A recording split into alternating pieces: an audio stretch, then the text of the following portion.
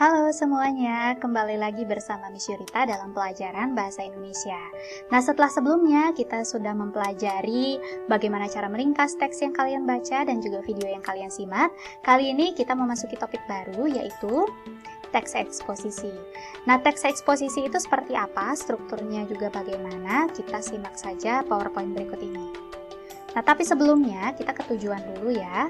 Nah, dalam pembelajaran kali ini, tujuan yang pertama, kalian harus bisa mengidentifikasi struktur teks eksposisi. Ini juga sudah biasa kita lakukan setiap ada tipe teks yang kita pelajari, kita pasti melakukan identifikasi struktur. Yang kedua, kalian harus bisa menjelaskan perbedaan konten antara tesis dan juga argumentasi. Ini sering membingungkan siswa. Mereka nggak bisa membedakan apa isi tesis dan juga argumentasi karena mereka anggap itu mirip dan sama bahkan ya. Jadi itu penting untuk kita ketahui. Oleh karena itu saya cantumkan di tujuan pembelajaran kali ini. Kita lanjutkan. Teks eksposisi. Seperti yang saya katakan tadi, teks eksposisi itu adalah pemaparan opini dari penulisnya, kemudian disertai fakta-fakta pendukung opini yang sudah dia utarakan sebelumnya di bagian tesis atau permasalahan. Nah, jadi wajarlah kalau teks ini dikatakan tipe teks yang bisa memperluas wawasan pembaca. Selain mendapat informasi berupa fakta, pembaca juga akan dapat mengetahui opini dari penulis. Nah, mengetahui opini dari penulis itu penting karena bisa memicu pemikiran kritis kalian. Apakah kita sepenuhnya setuju dengan penulis atau bahkan berseberangan? Nah, ini dia struktur teks eksposisi. Yang pertama ada judul, kita buka saja langsung. Seperti biasa, judul harus ditulis singkat dengan kalimat yang jelas dan mencerminkan isi teks. Contoh yang saya gunakan, kemacetan tanda metropolitan. Ada rima yang saya gunakan di sini, an. Ini akan menambah daya tarik, tapi tidak harus. Kalau kalian mau pakai judul seperti apa, silakan. Kita lanjut. Struktur yang kedua ada tesis. Kita buka saja langsung. Jadi tesis ini berfungsi untuk memperkenalkan topik dan menempatkan pembaca pada posisi tertentu. Maksudnya, penulis harus menuangkan opininya di sini. Apakah dia sedang memuji sesuatu atau justru mengkritik sesuatu? Itu yang dinamakan posisi tertentu. Contohnya bisa dilihat di sini. Nah, di sini sudah disediakan berdasarkan judul tadi, kemacetan tanda metropolitan, ada hal-hal yang bisa dicantumkan di dalam tesis. Wajah Bali sudah berubah, kini Bali terasa seperti Jakarta. Macet di mana-mana dan hampir setiap hari. Hal ini mengganggu aktivitas warga dan kegiatan distribusi. Macet juga menjadi kendala jika ingin pergi ke tempat-tempat penting. Bahkan ada kasus orang meninggal di dalam ambulans karena perjalanan ke rumah sakit macet. Nah, hal-hal ini total berupa permasalahan dan juga opini dari penulis. Lanjut. Ya, yang ketiga ada argumentasi, kita buka saja. Nah, argumentasi ini adalah bagian teks eksposisi yang menjelaskan fakta-fakta pendukung tesis tadi. Anggaplah ketika kita berargumen atau beropini di bagian tesis, argumentasi ini membantu supaya tesis kita terkesan bukan omong kosong. Contohnya ini. Nah, ini dia contoh-contoh kalimat yang bisa ada di argumentasi sesuai dengan tesis yang tadi. Misalnya kita menjelaskan titik kemacetan Bali yang terparah di mana saja. Ini berupa fakta ya. Kemudian kemacetan di Bali juga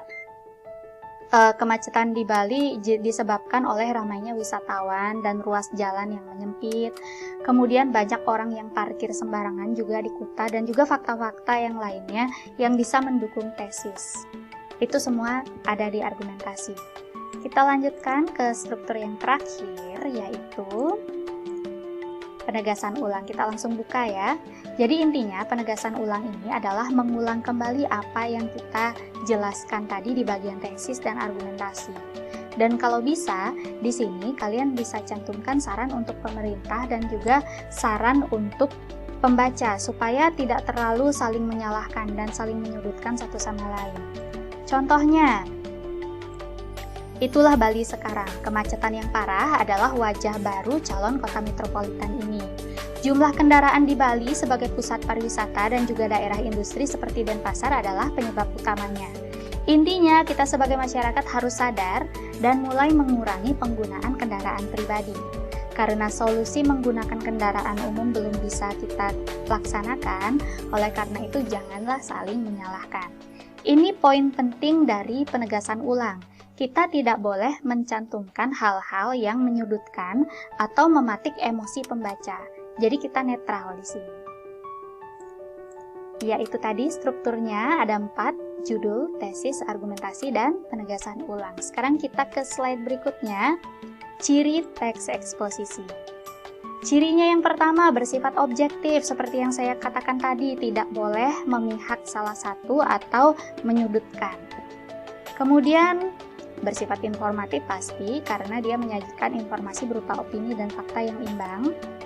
Dan memuat fakta, sudah jelas tadi di bagian argumentasi, dan juga menggunakan bahasa yang baku, ragam laras ilmiah, dan gaya bahasa lugas. Di sini yang bikin bingung mungkin ragam laras ilmiah. Ini maksudnya menggunakan beberapa kata yang merujuk pada sumber-sumber ilmiah menurut data yang saya peroleh dari penelitian atau menurut data yang saya peroleh dari pusat statistika atau berdasarkan pendapat orang yang kompeten sesuai dengan topik tulisan kamu. Itu maksudnya ragam laras ilmiah. Kalau lugas udah pasti tahu lah, mudah dipahami, efektif, dan juga tidak terlalu panjang kalimatnya. Iya, ini dia tugas kalian. Jadi LKPD 1 sudah saya share di Google Classroom, kalian boleh lihat. Jadi mengidentifikasi struktur teks eksposisi yang dibaca. Nah, tapi sebelumnya saya akan jelaskan bagaimana cara menyelesaikan LKPD ini. Tapi sebelumnya kita akhiri dulu PowerPoint-nya. Nah, ini dia lembar LKPD yang saya maksudkan tadi. Tampilannya di Google Classroom sama ya, cuman dia bentuknya Google Doc. Kalau ini PDF, karena saya mau jelaskan sekarang bagaimana contoh pengerjaannya. Nah, contoh pengerjaannya ada di sini. Nanti di bawah akan ada 3 teks yang harus kalian identifikasi strukturnya. Caranya mengidentifikasi itu nggak usah dikasih tanda macam-macam. Cukup kalian ubah saja warna tulisannya sesuai dengan struktur yang kalian tetapkan. Misalnya, di paragraf pertama saya tetapkan ini sebagai tesis. Saya kasih warna biru. Kemudian alasan mengapa ini tesis saya cantumkan juga tepat di bawahnya. Lanjut, paragraf kedua saya tetapkan ini sebagai argumentasi. Saya kasih warna yang berbeda, yaitu orange. Dan alasannya saya tuliskan tepat juga di bawah paragraf.